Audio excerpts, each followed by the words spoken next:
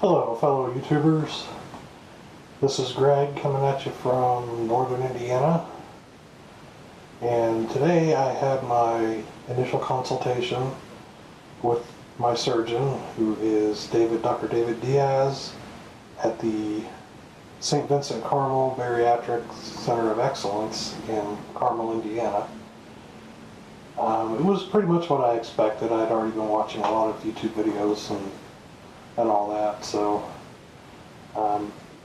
I'm pretty sure my insurance is going to require me to do a 6-month supervised weight loss, which isn't the end of the world. I look at it as just an opportunity to get everything in order before the surgery, get stuff that I'm going to need after, and maybe get some good habits going, like not drinking while I'm eating, that kind of thing. Those are all things I can work on. Once I get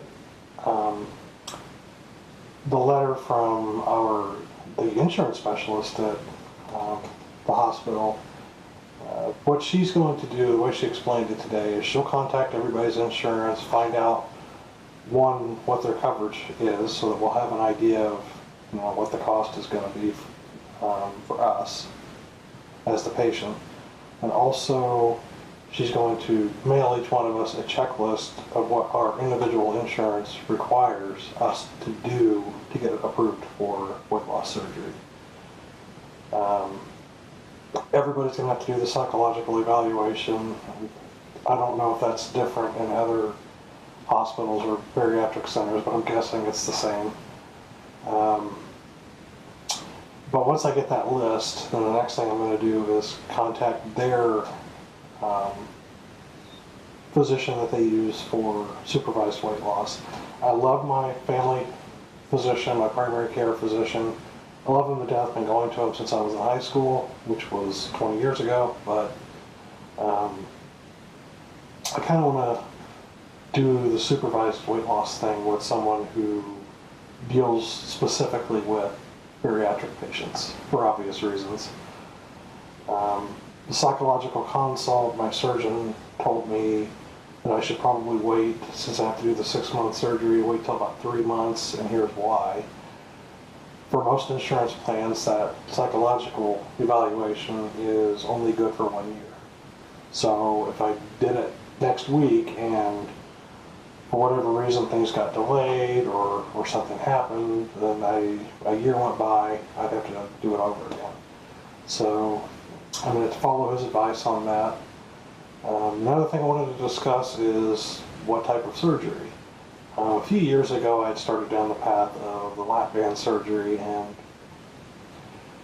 that petered out because my company changed insurance plans, and the new insurance plan didn't cover it well. I have a different employer now with very good insurance, and they do cover it. But I decided, after discussing it in an individual meeting with the surgeon, we talked about either the gastric sleeve or the Roux-en-Y bypass. I have reservations about the bypass because I feel like the gastric sleeve is a little less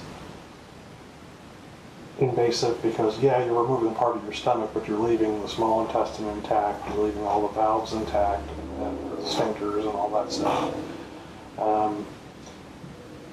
Reasons that he gave me that I might want to consider the bypass is if you're diabetic, which I'm not, at least not yet.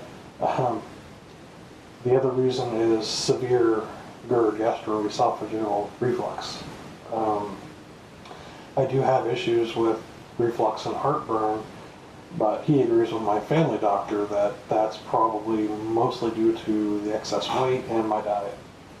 So he considers me probably a really good candidate for the sleeve. Based on those two things, I'm not diabetic, and my reflux disease will probably correct itself with the weight loss and diet changes. The only thing that might cause it to switch, and the surgeon did tell me that it's not a problem to switch to a different type of surgery prior to actually having the surgery.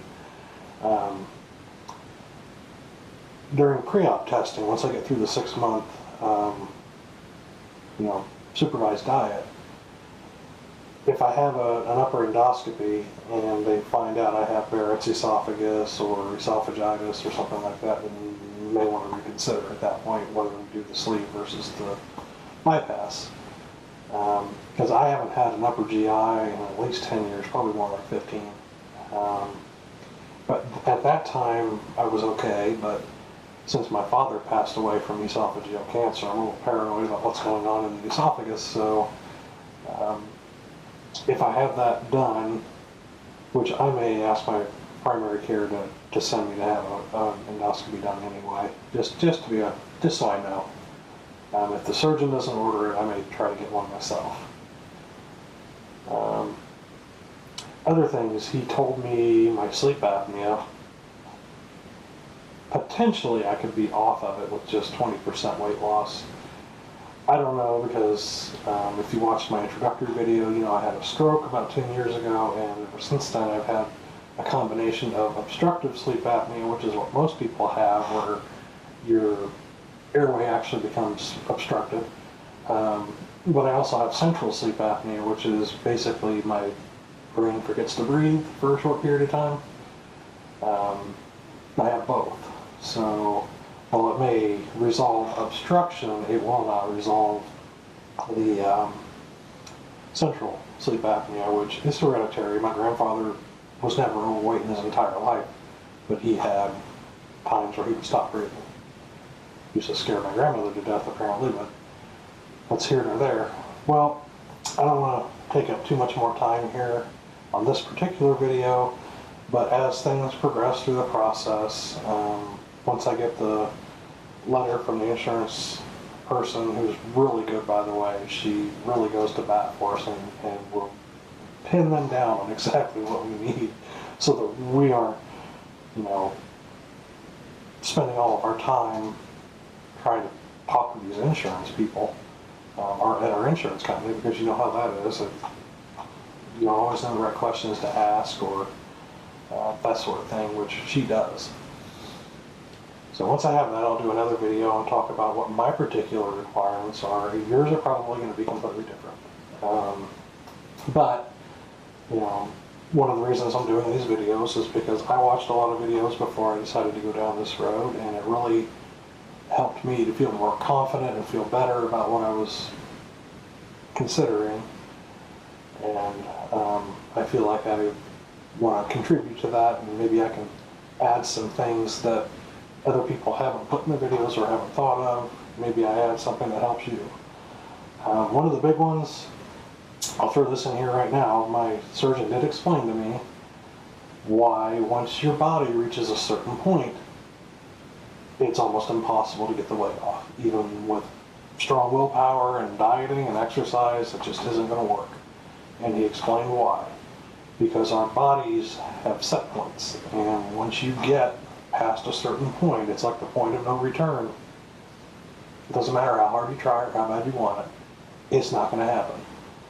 The surgery is the one tool that puts a wrench in your body's gears and resets everything so that now you have the possibility of really actually getting the weight off and potentially long-term keeping it off. So I'm going to go ahead and sign off, and I appreciate everyone who's watching this. Feel free to put some comments in. I'll try to respond if I think I can help. But until the next video, have a good day, everyone.